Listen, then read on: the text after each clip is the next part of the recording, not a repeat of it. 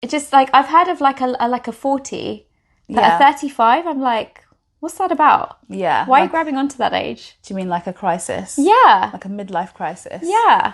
I even like invited you and was like, Vicky, can you take us on Yeah. like a script of that? Yeah. And then you were like, let's record it separately. I think we probably should. Yeah. What are you doing? Like, how are you coping? And I think part of me actually can resonate with that and has resonated with parts of that. Welcome back to the therapy floor. We've just answered one of your dilemmas, and the theme that we're doing today is work issues. So our first dilemma was about someone feeling super overwhelmed with their work day, and the amount of graft they were putting in, and literally saying, my brain is going to explode. Yeah. And we had some thoughts around that. Yeah. If you're interested, check that out. But should we dive into number 2? Let's do it. Okay, this is the dilemma. They've not given us any context, but that's cool. In terms of their identity.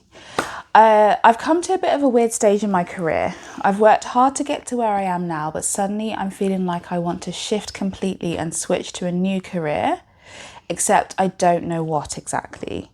I wonder if this is also related to my age. I've just turned 35, okay, some context, and feel like I'm going through a shift or some sort of transformation and what this should look like. I'm used to always knowing what the next step is, i.e. A-levels, uni, masters, work, and progressing through the chains of command. What I do next feels like an abyss. How can I navigate this process and figure out what I want from my work and from life generally? That's a big life question there. It is. Do you have any thoughts? I'd be wanting to know what's not feeling right. Okay. So rather than where do I go next, like, so they're saying I want to shift. Why? Why do you want to shift? What are you not happy about? Yeah. What's chafing you? Why does something need to change? Why does something need to come off you? Because they've really not given us much about what they're actually doing, what they're even thinking of doing. So I feel like I don't know much about you. Yeah. Apart from you want to change. And that's making me intrigued to know, well, I want to know about you now. I don't want to know where you want to go. I want to hear from you now. Yeah. Where are you right now? What's going on in your world right now? You've turned 35. What does that mean? What did you think turning 35 was going to look like? Has it matched up to the fantasy? Yeah. Is there something to do with that going on here? What about the people around you?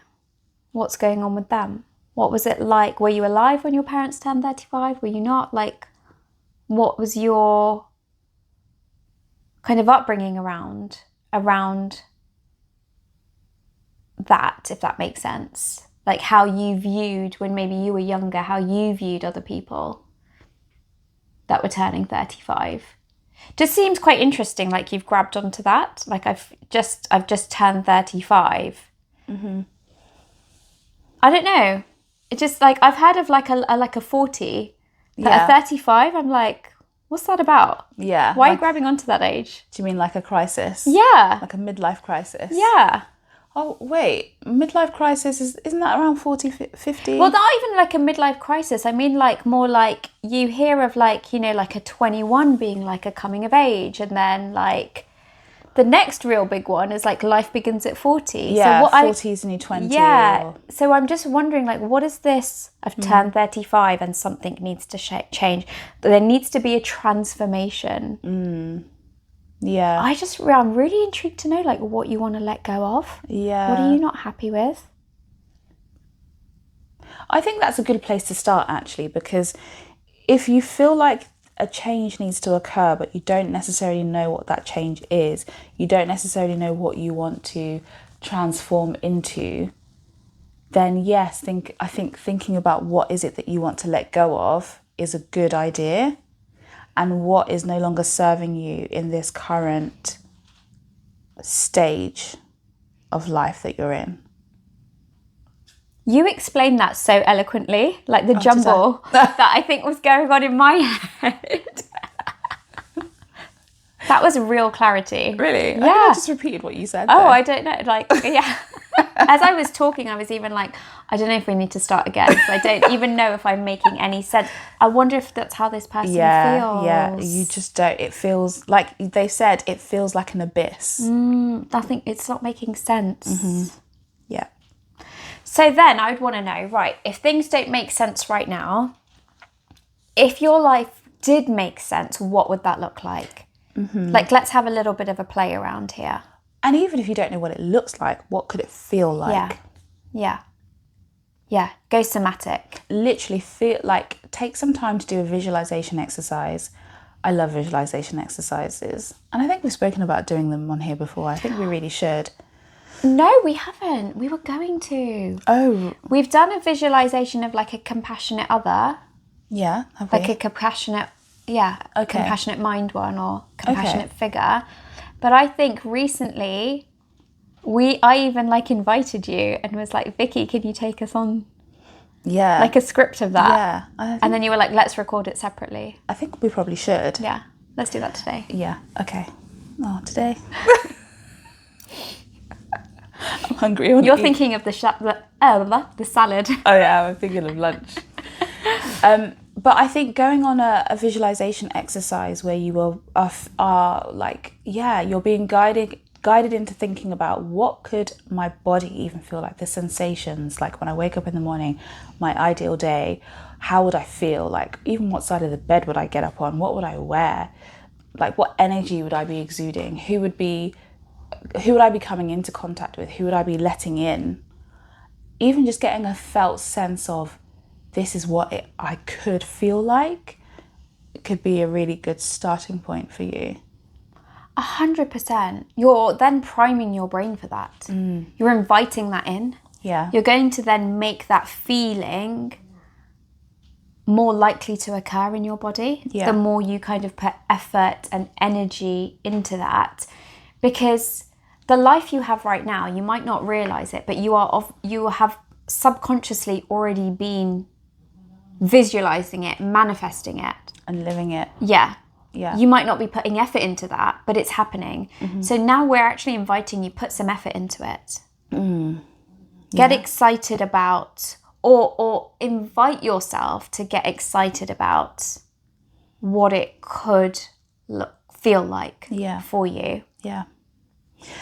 I also, though, want to ask you to slow down and to really embrace this season of not knowing. Because as you say, you're used to always knowing what the next step is. Like it's like you've planned out, all right, A-levels, bam, like what, uni, bam, masters, work, progression. Actually, maybe this could be a really good thing for you to embrace the uncertainty and to tolerate the not knowing and to see what comes up actually. And maybe the next stage is about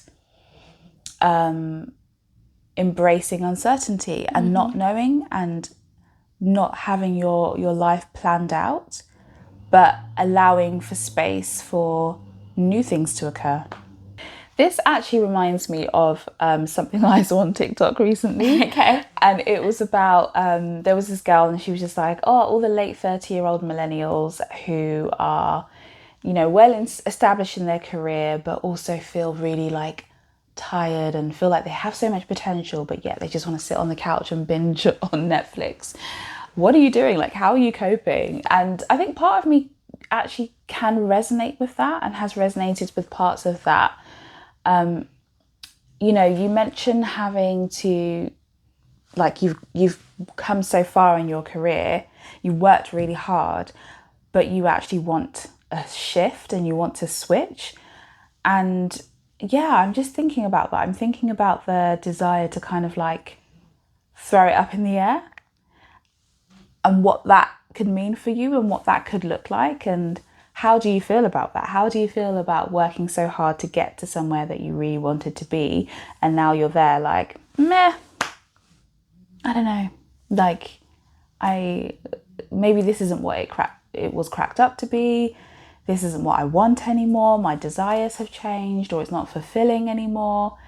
And I wonder if you can feel some level of excitement about what could potentially be a new thing for you, a new season, as I like to use that word. But I get it. It can also feel really discombobulating. Is that right? Is that a word? Yeah. When you just don't know what's next. Or maybe you do know what is next. This is what I wanted to come to actually, because for me, when I had a period of feeling like this, I knew what I wanted to come next, but it's like I wasn't giving myself permission to have it. And then I was stuck in this period of like no man's land. I'm not really giving myself permission to go for what I want, but yeah, I can't stand where I am. And it's like this dance like... Why were you not giving yourself permission? What was that about? If you are happy to share, sorry. Yeah, I think I felt like it wasn't okay for me to want what was next. I think I had set up for myself that, I just want to be this career woman. I just want to keep going. I want to achieve. I want to have success. I want my life to look like this. When actually I wanted my life to look very much the opposite. But I don't know, maybe it was other people's expectations, or maybe the expectation that I had on myself. And if I didn't want that anymore, would I look like a failure? Would I look like I didn't know what I want, like I wasn't a serious person? Because you changed the narrative. You had changed the direction of what you were telling people. Yeah, and what I wanted for myself and who I thought I was. And I realised I actually wanted a very slower pace of life. And yeah, and maybe there were some judgments I had of what that looked like. So it was a bit of like an identity, not crisis, metamorphosis. Yeah. But I guess metamorphosis can come from crisis as well. Mm-hmm. It can. I want to go back to what you were saying about the planning. Yeah. Because you mentioned like you'd planned, like then you've always had the next step planned out, like A-levels, uni, master's, work, progressing to the next, chain of command. Was that your plan? Or was that someone else's plan for you? Was that like your parents' plan for you or society's plan for you? Like, where were you in drawing out this plan? Yeah. And even if you were in charge of the plan, what made you decide that? Mm-hmm. Like, I'd be really keen to know about like, how did each step happen? Was it really... How did it unfold? Yeah. Was it organic? Was it put on you? Was there an expectation? Did you ever want to deviate from the plan? Yeah. How was that met? Like, is that part of your society and culture to follow it step by step by step by step? It reminds me of a comment I read actually about, like, I think somebody had like posted a picture of their engagement and like they had their child at their engagement. Mm-hmm. And one of the comments was unbelievable, but this person was like, you're meant to be married before you have a child. And so that's like this idea that people sometimes, and then the comments were like, well, no, they don't. If that's not their plan, they can do whatever they want. So it made me think of that, like, sometimes people put these like ideologies on us. Yeah. What they think how our lives should look or how our lives should be. Yeah. And actually, I wonder, like, is that how you wanted your life to be? Yeah.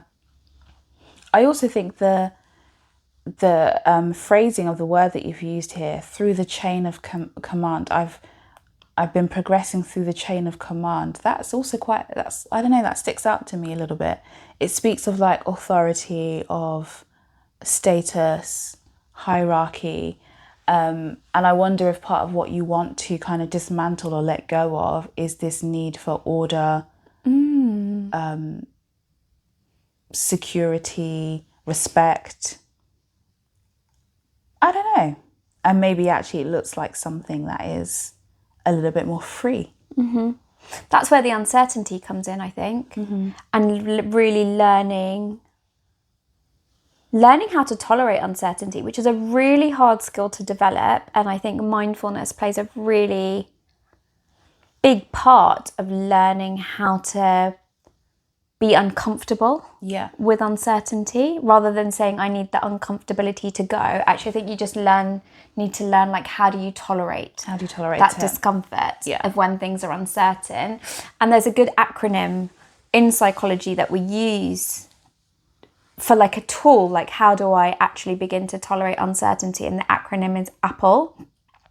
So the first part of that is it stands for acknowledge, like acknowledge actually how you are feeling, notice and mindfully observe what your mind is thinking, what your emotions are, maybe how you are wanting to behave, just as it like comes up into your mind.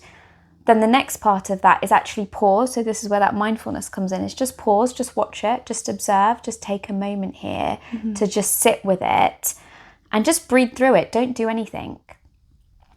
And then pull back. So take that helicopter view, just zoom out, watch it for yourself and just remind yourself, like, the feelings that you have. So, you know, that weird stage that you're talking about, those feelings that you have, that might have a bit of maybe some fear, some anxiety, some maybe just like worry going on there. I'd really just start to like question that. Like, is this helping you to feel this way? What do you actually need now as you pull back and you begin to observe yourself from like this much higher perspective?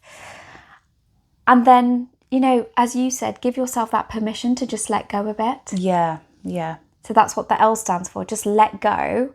And you don't need to have certainty. Certainty does not build you up for success or what you think your life is going to look like as it is successful. And then the last part, the E, explore. Start to have a bit of fun with it. Yeah, I was going to say, have some fun. Yeah. Right? And it may not need to be a really fear-inducing experience. It could actually be quite freeing. It could be very playful. And maybe we're coming back to process that we talked about in the previous episode. Trust the process. And even though it may feel like an abyss, maybe free fall for a bit. Yeah. Trust that you have enough skills, you have enough of like determination, specific qualities that can equip you for success, can equip you to handle the anxiety and the not knowing without thinking that you're going to fall and like splat on the ground.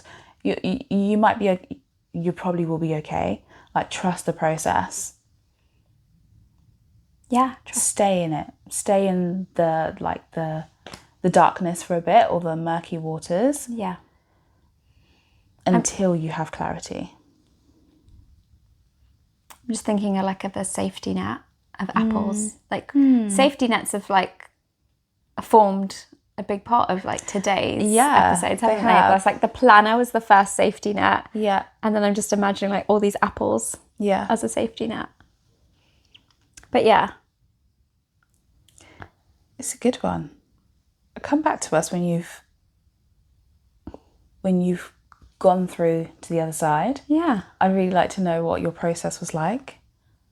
And where did you end up? Yeah. I want to know where you are now. I'm so intrigued. What are you not liking about now? If you want to tell us, please do. Yeah. But trust the process. Yeah. Should we wrap that one up? We shall, indeed. Thank you so much again.